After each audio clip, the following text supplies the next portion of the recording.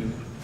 I apologize in advance because I have not had time to actually consult the research that these papers are based on, but I hope to consult them in greater detail in the future. So let me use my very few minutes of commentary just to make three very short points and illustrate them briefly. And the first point is be comparative. The second point is don't forget history. And the third point is use many methods. I was very struck by Nicolas' use of comparative evidence from different Latin American countries in order to examine the very important question of the relationship between sectors of protest participation and forms of good government and not so good government. And I think for the students who are today excited about studying Chilean social movements, I encourage you to do so, but I would also encourage you to look at these movements in a comparative framework. I was struck while reading many of the papers about the movement of 2011 with certain dramatic similarities in the dynamics of that movement with the student movements in Italy and France in the 1960s.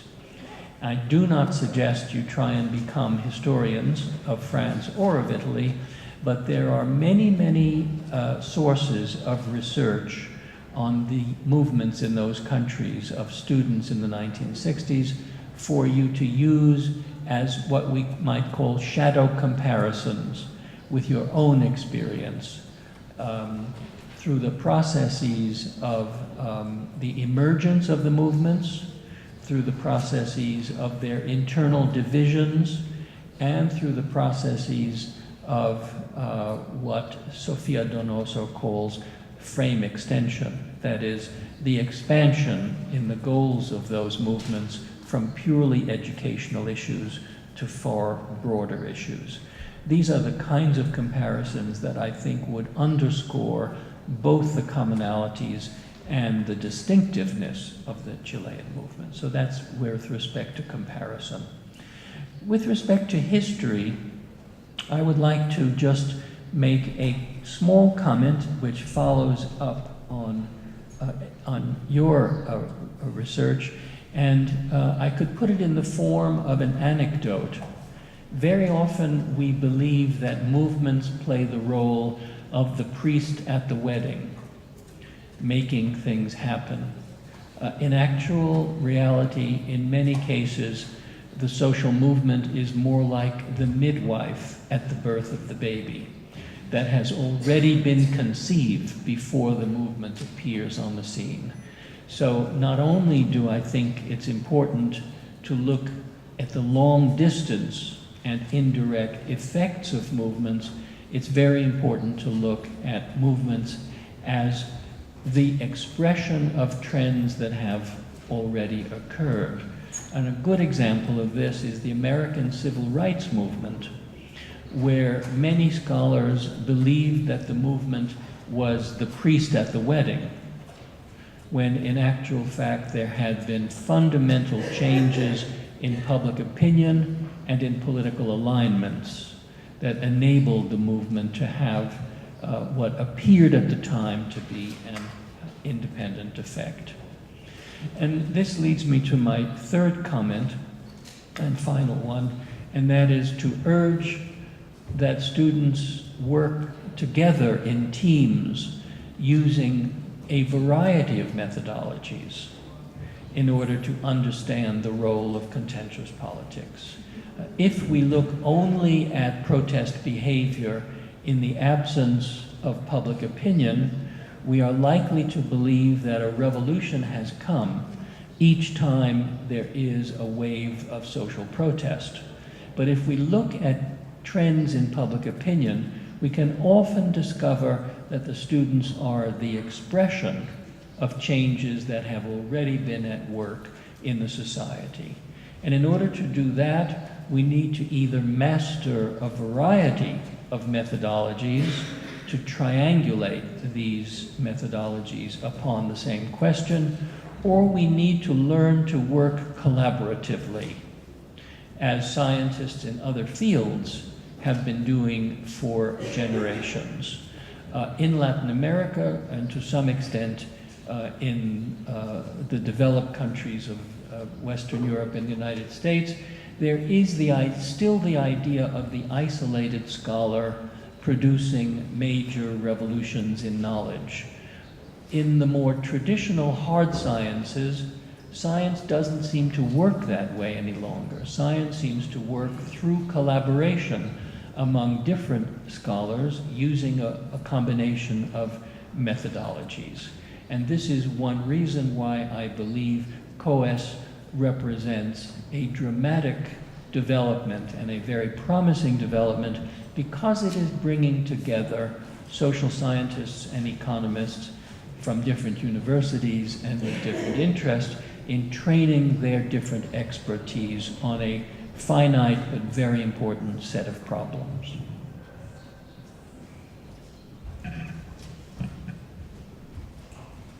Muchas gracias. Dejamos entonces la palabra a Nicolás y Eduardo para responder también a los comentarios.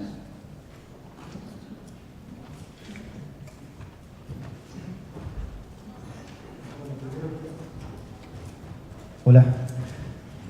Muchas gracias, Sidney, por los comentarios.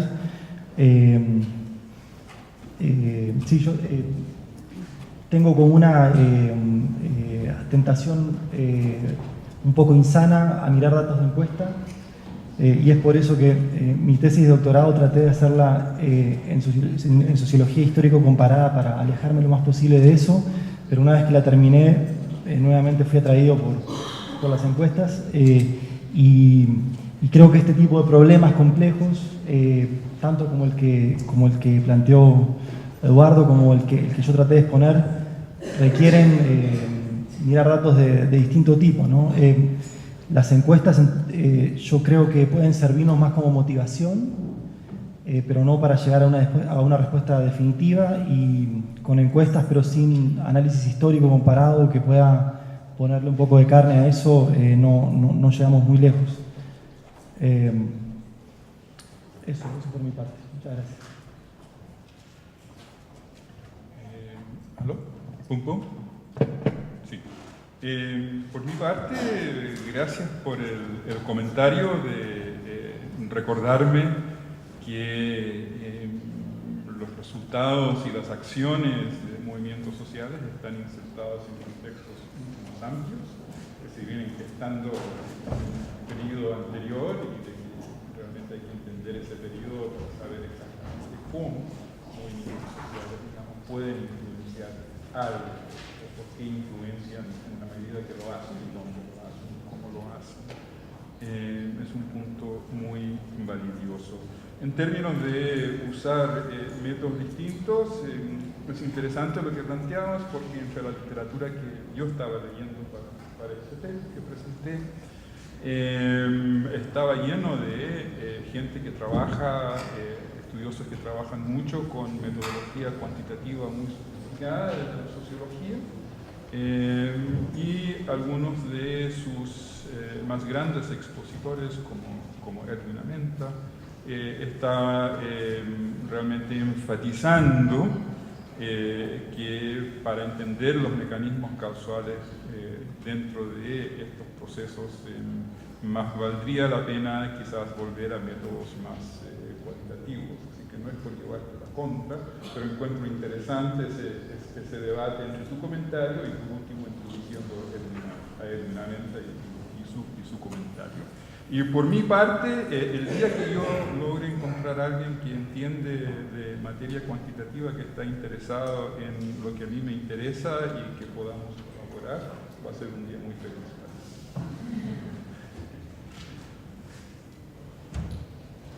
Vamos a continuar entonces con las preguntas. Tenemos muchas preguntas, voy a hacer mi mejor esfuerzo para tratar de sintetizarlas.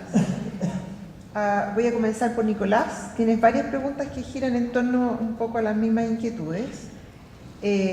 ¿Por qué asumir? Voy a leer un par que están como bastante relacionadas. ¿Por qué asumir que las demandas lideradas por sectores privilegiados son regresivas? Pueden plantear demandas que no solo los beneficien a ellos, sino al conjunto de la sociedad. En un sentido también similar, hay varias preguntas sobre esta noción como de la demanda privilegiada o que proviene de un sector privilegiado, y varias personas tienen la inquietud, te quieren preguntar cómo ves eso respecto de los distintos tipos de clase media en Chile, clase media más tradicional, clase media emergente. ¿Qué relación también hay entre ese sector más emergente y la fuerza que cobró la protesta en torno al tema estudiantil?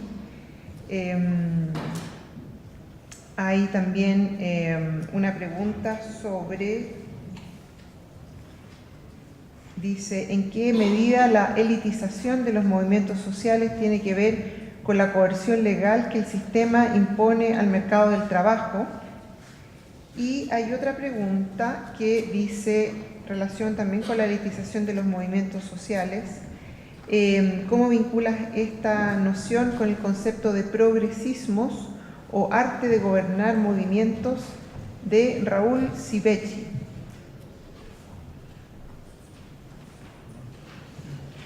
Sí. Bueno, muchas gracias por las preguntas, de veras. Claro, yo no estoy asumiendo que cuando sectores privilegiados protestan tengan necesariamente demandas que son distintas a las de los sectores no privilegiados, ¿no? Si asumimos esa distinción cruda. Eso en todo caso hay que probarlo. Pero por otra parte hay harta investigación en opinión pública que muestra que personas de distintas clases sociales, personas de distintas identidades raciales, personas de distintos géneros tienen opiniones políticas distintas. Entonces es probable que, más allá de los esfuerzos que se hagan por representar a sectores que no están protestando por parte de los sectores que sí protesten, vayan a haber sesgos, por ejemplo, a la hora de sentarse en una mesa a negociar con un ministro, ¿no? Creo que, bueno, como se dice habitualmente, el diablo está en los detalles. Entonces, por más que la plataforma o el programa explícito de un movimiento social pueda decir A o B, cuando eso se implementa, como decía Eduardo, en ciertas políticas, ahí pueden haber diferencias. Pero en todo caso es un tema abierto y es por eso que yo al final mencionaba que no necesariamente que haya subrepresentación descriptiva, como llaman los cientistas políticos, implica subrepresentación sustantiva, ¿no? Así que es un punto que la investigación empírica ahí debería poder ayudarnos mayormente. Sobre el tema de la elitización de la protesta y el mercado de trabajo, si entendí bien la pregunta, claro, esto hace creo yo, referencia al viejo tema de la biographical availability que señalaba Doug McKagan, ¿no? Las personas más privilegiadas por lo general tienen libertades horarias para salir a protestar sin mayores problemas ocupacionales, ¿no? O sea, yo sí, no tendría mayor problema en ir a una marcha a las 10 de la mañana, porque trabajo en una universidad, pero si trabajara en una fábrica en donde tengo un jefe que me está controlando a qué hora llego y a qué hora me voy, eso obviamente no voy a poder hacerlo, y ese tipo de constricciones obviamente pueden estar detrás de estas diferencias, ¿no? También es un tema que hay que investigar empíricamente. Sobre el comentario sobre Civechi, no conozco el concepto, así que no quiero pronunciarme, pero en todo caso estoy feliz de que en algún pasillo o algún café lo conversemos. Gracias. Nicolás, una pregunta para Eduardo Silva. ¿Cree que el estudio de los outcomes de los movimientos sociales supone una colaboración entre los académicos de los movimientos sociales con los académicos de las políticas públicas? ¿Se debería analizar el impacto de los movimientos sociales en políticas públicas sectoriales? ¿Se debería analizar el impacto de los movimientos sociales en políticas públicas sectoriales?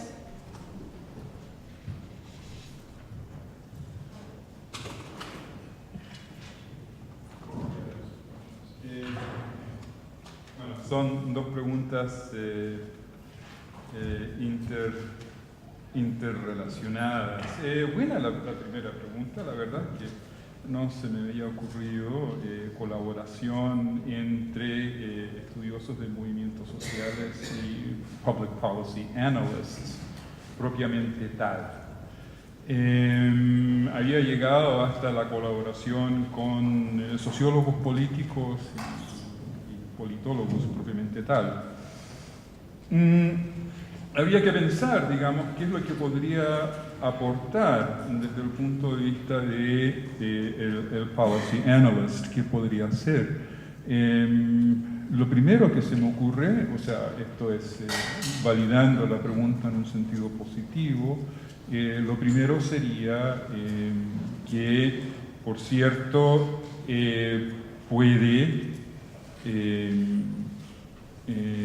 puede dirigirse a el proceso de la formulación de la política propiamente tal, y de, por cierto, donde es un ámbito por excelencia del policy analyst, que es la implementación de políticas. Así que ahí yo creo sí, en términos de la implementación, podría ser interesante tal colaboración. Lo que habría que ver muy a fondo, eso sí, que podría ser un problema encontrar personajes idóneos que pudieran trabajar juntos, desde que muchas veces las metodologías de las personas que trabajan desde el punto de vista de la politología o de movimientos sociales sobre movimientos sociales y del policy analyst tienden a ser radicalmente distintos, así que ahí habría que hacer un trabajo de invención de cómo se podría combinar eso. A la segunda pregunta, ¿cómo era? Sectores.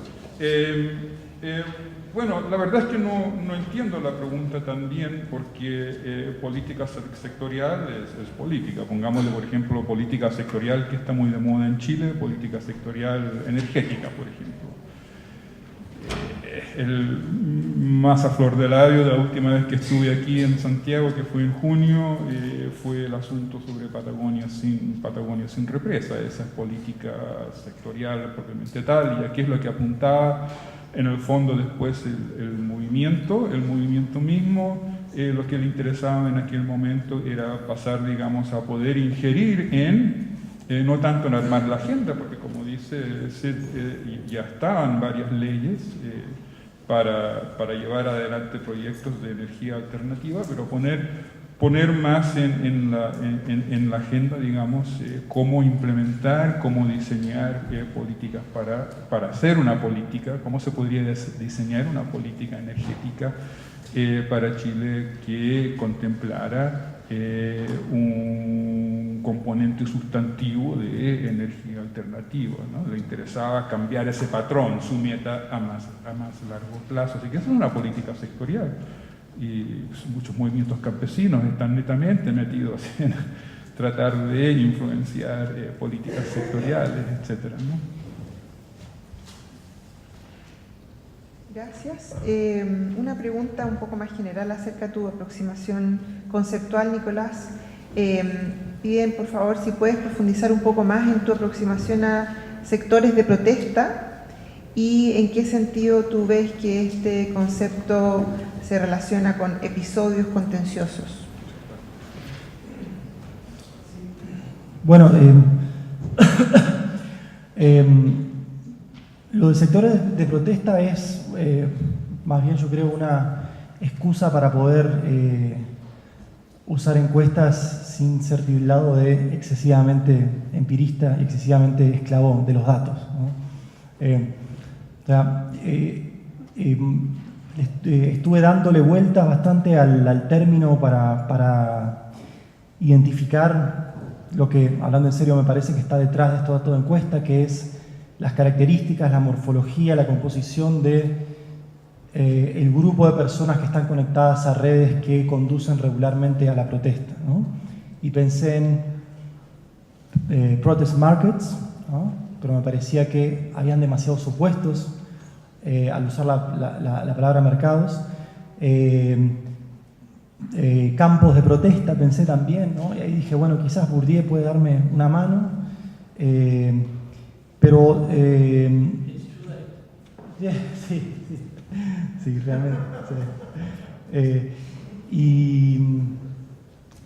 Y al final este término de sector de protesta me parece que rescataba un poco, trataba de ligarse con el social movement sector de los teóricos de movilización de recursos, ¿no?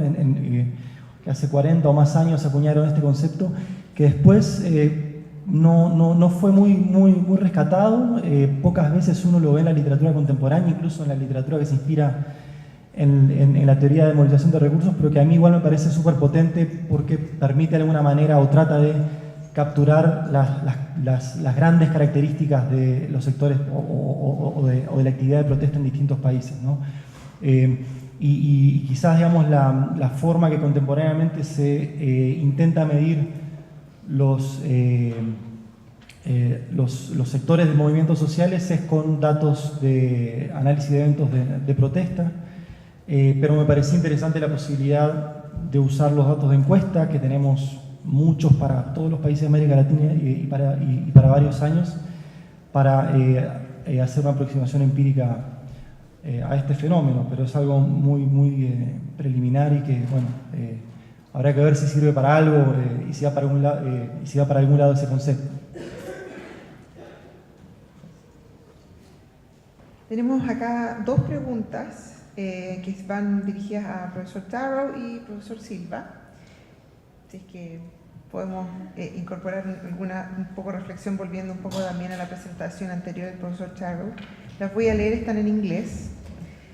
La primera dice, connective action points to headless, no leadership, individualized, networked, weak-tied articulation of contentious politics. The results should be as different as the structure of these movements? Or should the results be as different as the structure of these movements? For example, without leadership, it's difficult to engage in representative politics. For example, run for Congress. Esa es la primera.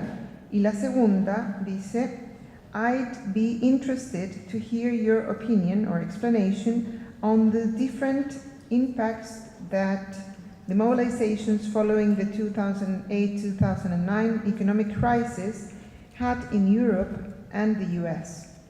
Especially in the US, there has been no real political fallout, while in Europe, fringe parties have blossomed.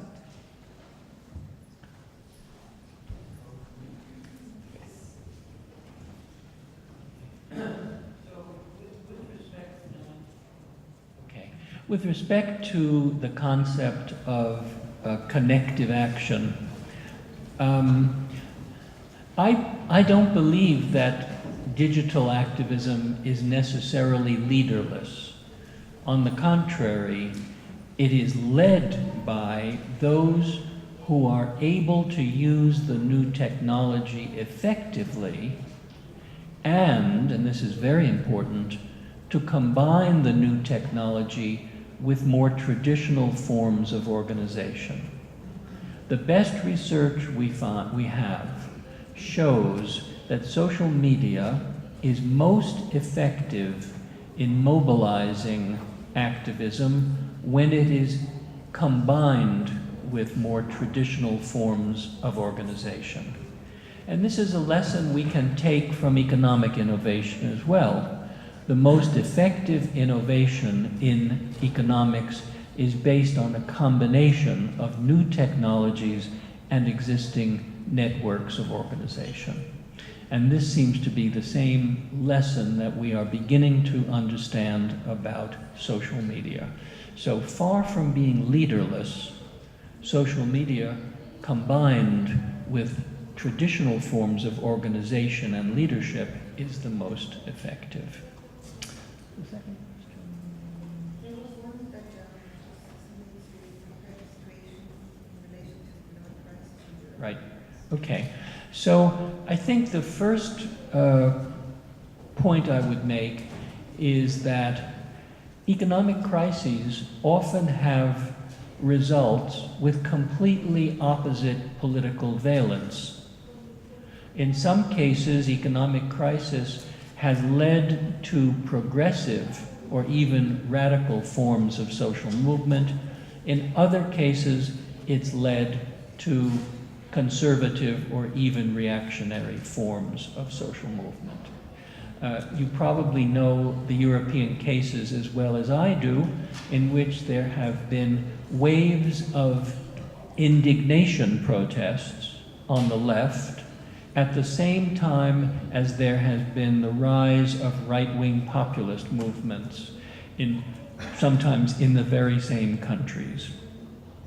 In the United States, it is striking that we find the development of the Occupy movement, which was progressive and which failed, and the Tea Party movement, which was reactionary and has succeeded. And if we look at the early days of the Tea Party movement, it is dramatic how many of its themes were anti-monopoly and anti-Wall Street, in the same way as the early themes of the Occupy movement were anti-monopoly and anti-Wall Street.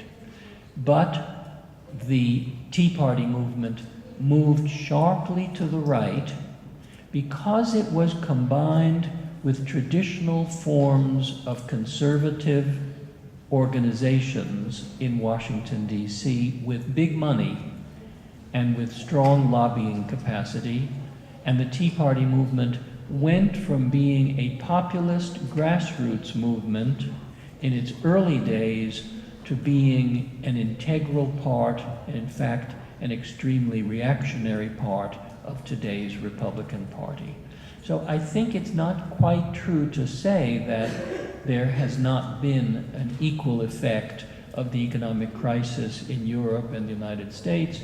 I think these effects have been both diversified and very powerful in both parts of the world.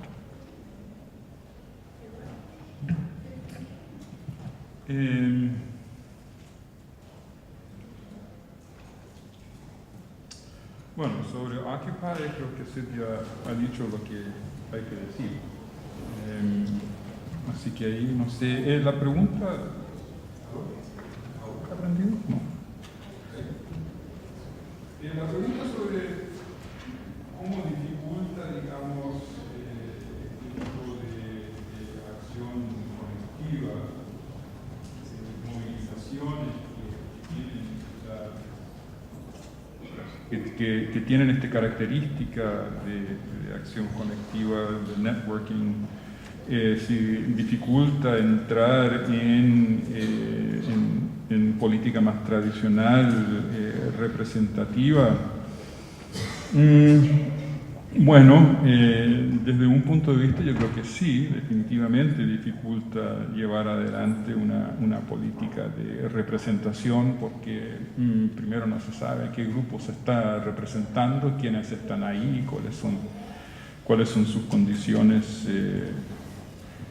socioeconómicas, culturales y todo lo demás. Están ahí porque, bueno, están indignados y quieren demostrar su indignación.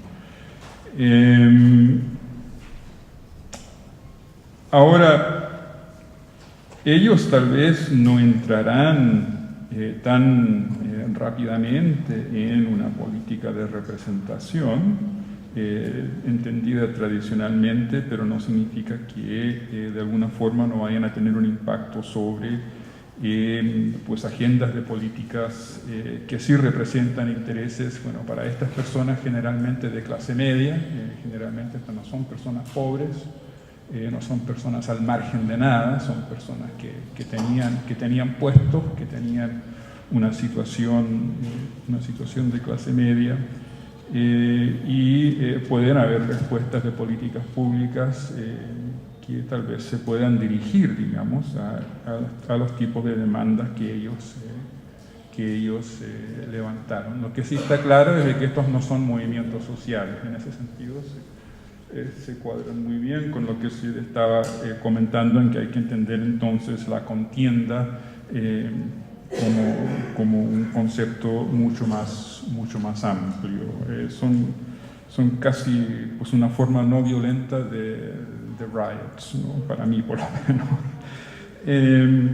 Eso no significa que de eso no salga, como había puesto sobre la tela la temática temporal, no significa que de esos grupos no salgan después personas que quizás quieran formar algo a más largo plazo, algo que se empiece a asemejar más a un movimiento social más adelante. Pero sí parecen ser situaciones pues muy volátiles que aparecen y después desaparecen muy rápidamente y que no son movimientos sociales. Por otro lado, voy a salir un poco del tema para terminar con esto, es de que también pues están los movimientos sociales que no quieren entrar en negociación con actores políticos, ¿no? El caso famoso es el de aquí, propiamente tal, de los estudiantes que al principio no querían tener ninguna relación con partidos políticos y los partidos políticos no sabían qué hacer con los que estaban haciendo las manifestaciones. Para la larga, de una forma pues, indirecta primero y después paulatinamente más directo, pues sí hubo una relación, ¿no? Y sí hubieron negociaciones, así que en ese sentido a lo mejor sí pueden haber negociaciones representativas entre los que levantan demandas y los que supuestamente están encargados de atenderlos de una forma o indirecta o paulatinamente más directa. Hay una pregunta para Nicolás que, bueno, posiblemente ya ha tratado previamente, pero está formulada desde otro ángulo. Dice, la heterogeneidad que caracteriza a este movimiento, el movimiento en torno a la educación, significa que quienes se movilizan en el año 2011 lo hacen por diferentes, comillas, understandings, comprensiones sobre educación. ¿Cómo sitúa esta condición en este movimiento y su argumento sobre una más directa relación entre niveles de educación y political participation? Conectando understandings con otras preguntas también que habían estado antes en términos de las comprensiones respecto de luchas por igualdad de oportunidades versus igualdad de posiciones o de resultados. ¿Cómo conectar esas diferentes formas de comprender la lucha por la educación respecto del compromiso o la participación política, cívica y la educación cívica? Bueno, me parece que es bien importante la pregunta por la heterogeneidad de las demandas de un movimiento social, sea el de los estudiantes o cualquier otro movimiento significativo, ¿no? Esa heterogeneidad, por un lado, viene por el hecho de que las personas que se suman a un movimiento social, por lo general, tienen diferentes grados de claridad respecto a los objetivos que está llevando a cabo el movimiento. Y esas diferencias no solo ocurren entre los líderes y las bases, sino también al interior de los liderazgos. O sea, hay muchos casos históricos de fuertes divisiones en un movimiento social que terminan generando nuevos movimientos sociales o más radicalizados o más moderados que se desprenden del tronco. Y a eso le tenemos que sumar la perspectiva temporal, y es que como sabemos, las demandas de los movimientos cambian en el tiempo, cambian en función de las circunstancias políticas, del propio proceso de maduración del movimiento, cambian a partir del aprendizaje del propio movimiento en diferentes etapas, como muestra el caso de los pingüinos del 2006 y el 2011, ¿no? Esa reticencia a llegar a acuerdos con las autoridades porque pueden llegar a pasar cosas como las que pasaron en el 2006. Entonces es un tema hipercomplejo que no tengo muy en claro cuál es la mejor forma de conectar eso a la pregunta por cuán regresivos o progresivos son los sectores de protesta, pero sin duda que ahí, digamos, las encuestas quedan cortas, ¿no? Ahí hay que meterse a estudiar los frames de los movimientos, las declaraciones públicas, Pero también creo que encuestas a los participantes del movimiento, ¿no? Un poco como lo que está haciendo Rodolfo Dizzi en su tesis doctoral, puede servir a mapear un poco, para mapear un poco esa diversidad.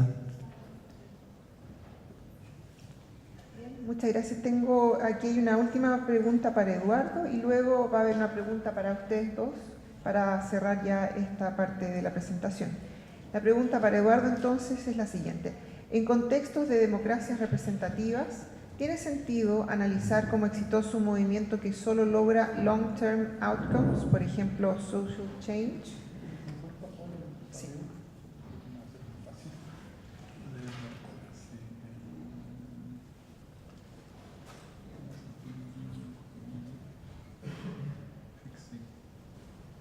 Exitoso, como Exitoso. un movimiento que solo logra long-term outcomes.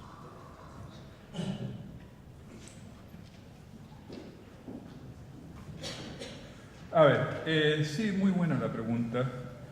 Voy a empezar nomás con una observación de que en general es tal vez preferible, como es muy difícil establecer, y la misma pregunta lo sugiere, es muy difícil establecer qué significa tener éxito o no tener éxito, éxito o fracaso de un movimiento. Es muy difícil precisar lo que sería éxito versus lo que sería fracaso. Dentro de un mismo movimiento, o una organización de un movimiento, pueden estar los que dicen que no, solamente digamos si tenemos el resultado máximo, entonces ahí vamos a tener éxito y todo lo más que pueda pasar ante a eso, por toda reforma que haya, resulta un fracaso de nuestro movimiento. Y están los del otro lado que dicen, bueno, no, pues logramos mucho, no logramos la demanda máxima, pero logramos mucho. Este es el mundo en que vivimos. No estamos en una situación revolucionaria donde vamos a tomar el poder y vamos a cambiar todo más o menos a nuestro gusto, aunque claro, nunca sucede así en revoluciones, pero bueno. Así que es muy difícil establecer eso. Es mejor, o desde un punto de vista analítico por lo menos, es más útil pensar en, digamos, el tipo de resultados que tenemos, si es a más largo plazo o si es a más corto plazo y cuáles han sido esos resultados. Entonces aquí, long-term outcomes for social change, ¿no? Bueno, ¿quién sabe cuáles van a ser? O sea, un movimiento hasta ¿no? puede morir o puede atrofiarse y sin embargo, digamos, los procesos que empezó, como dice Sid, los cuales fue el midwife, la matrona, pueden seguir por un tiempo muy largo y pueden ser relativamente beneficiosos. Por ejemplo, un proceso que empezó con el movimiento pro democracia acá en Chile, ese proceso sigue hoy día. ¿No? Lleva muchos años. ¿Ha triunfado o no? ¿Tiene problemas o no? Bueno, sí, no, y depende del punto de vista de uno. Así que, ¿ha sido exitoso el proyecto? Bueno, depende, pero sí uno puede establecer, digamos, resultados bastante fijos. Uno dice, mire, pasó esto y esto, y desde este punto de vista, esto es un avance. ¿No? De otro punto de vista, quizás no. Esas son cosas que podemos establecer en términos de una vista larga, dónde estamos ahora, a dónde queremos llegar y dónde estuvimos antes. Y desde un punto de vista cortoplacista, también uno puede, digamos, hacer ese tipo de precisión.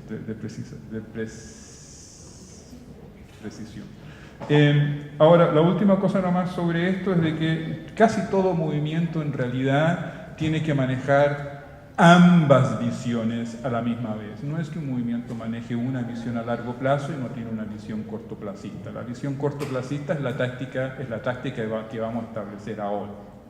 ¿no? Ahora podemos hacer esta táctica y podemos hacer un punto intermedio en lograr, qué sé yo, poner la cuestión en la agenda. Ya no está en la agenda, somos invisibles, queremos visibilizarnos, nos visibilizamos. ¿Ese es el fin de todo? No, porque para visibilizarnos nomás es para que podamos seguir, para meter algunos temas ahora en la agenda política. Bueno, ya los metieron, ya está bien.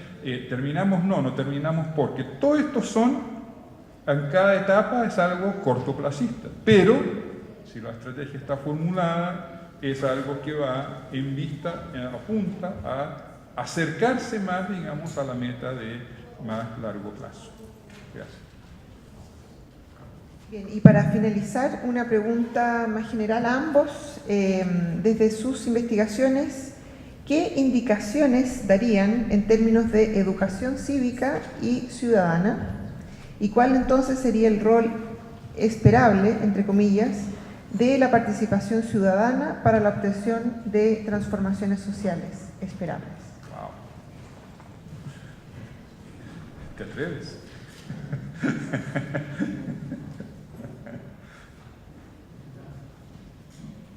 Complicada la pregunta. Es una pregunta complicada, por supuesto, pero el COES tiene que en algún momento también comenzar a reflexionar en torno a eso. Desde las investigaciones realizadas y los objetivos de sus actuales estudios, ¿qué indicaciones darían en términos de educación cívica y ciudadana? ¿Cuál es el rol esperable de la participación ciudadana para la obtención de transformaciones sociales esperables? ¿Alguna de ellas? Pueden tomarlo por el lado de la educación cívica o referirse Yo me a otra. dirijo a la educación cívica. Sid, que está con nosotros aquí, famosamente dijo que estamos en presencia de movement society. O sea que movimientos sociales se han vuelto cosa de rutina en democracias modernas, que son esperables, que además pueden ser sanas. Si hay algo que la educación cívica, tal vez yo tengo una visión de Chile que no corresponde, así que perdón, pero a veces me parece que hay... uno piensa que la cosa tiene que andar muy mal si hay mucha movilización.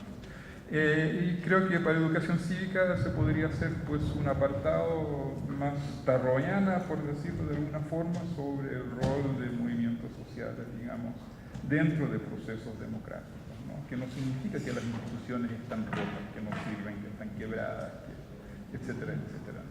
No es necesariamente un signo de eso, sino que son parte de procesos democráticos. Quería complementar lo que dice Eduardo. Es una pregunta súper complicada, obviamente. Juan Carlos Castillo y Daniel Miranda, que están acá, saben mucho de ese tema porque están haciendo un fondecito sobre eso.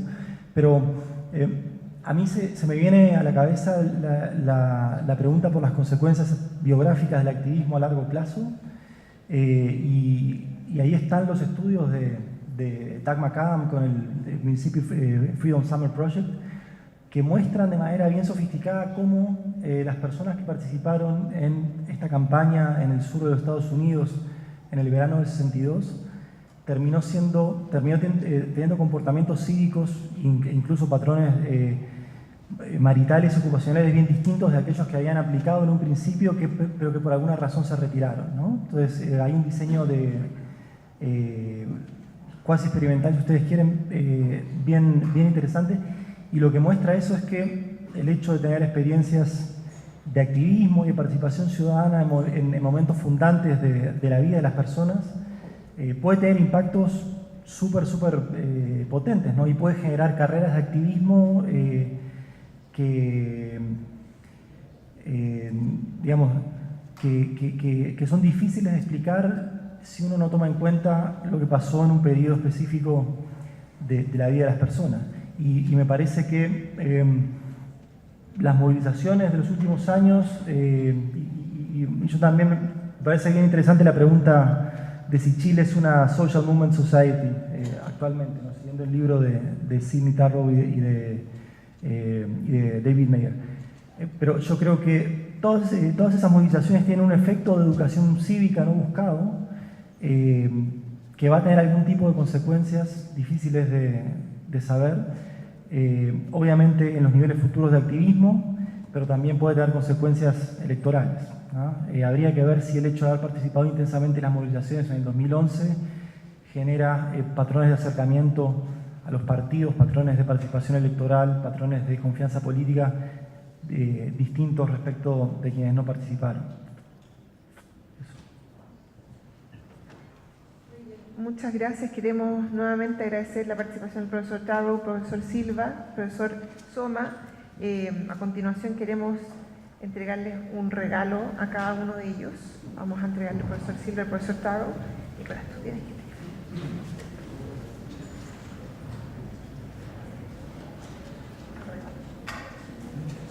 Gracias.